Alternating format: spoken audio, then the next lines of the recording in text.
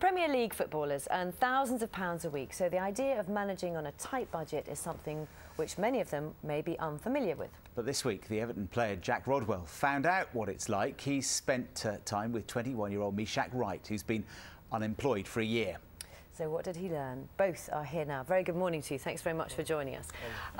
Jack, just tell us first of all, you obviously earn quite a lot of money, probably have a good lifestyle. You spent time with Meshack. How different and what was your sort of first impressions of what it's like? Well, I met Meshack yesterday in London. It was a real eye-opener, basically the idea was for me to live a day in his shoes, basically. And, he took me to the job centre and he showed me what it was like, to apply for jobs, and took me back to his flat. And fair play to him, my hat's off to him, because he tries every day. He's applying for 5-6 jobs a day, and he's got great qualifications in the electrical field. And you'd think it'd be fairly easy for him to get a job, but it's not.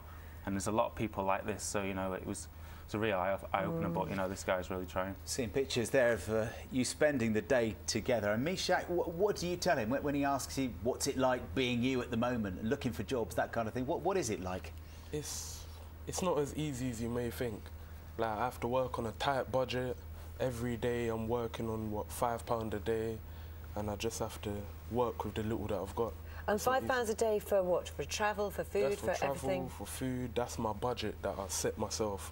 Out of the little bit of money I get every 2 weeks, I budget myself by £5 a day. Which is nothing, is it, really, to try and live off, Jack, is it? No, it's really hard, I mean, I've got a lot of people in that position as well, like friends and family as well, but fortunately my friends are, we're living with the parents, but it's not the same for Meshack. He's on his own, he's got himself to provide for, but in the end, he'll come out stronger, he'll get a lot of independence from this, and I'm sure it'll work out for him. So, Jack, why did you want to do this? Why did you want to spend the day with Meshack and find out what it's like? Well, like I said, I'm in a privileged position to be a Premier League footballer, so with my profile, I wanted to raise awareness on the issue. And there's also a website that I'm involved with, which Meshack is also involved with, which is futureyou.org.uk, which is basically a website where, young peers from 14 to 26 who are unemployed and got no education or training can go online and speak to each other, not feel embarrassed about the issue. They can get further help from either senior mentors or counsellors. So it's, I just wanted to raise awareness on the issues. And it's just extraordinary that you probably for 5-6 jobs a day. You've got qualifications, haven't you? What is it? Why is it that you can't get one of the jobs? Is it not the right job, or what do you think it is? I think it's experience.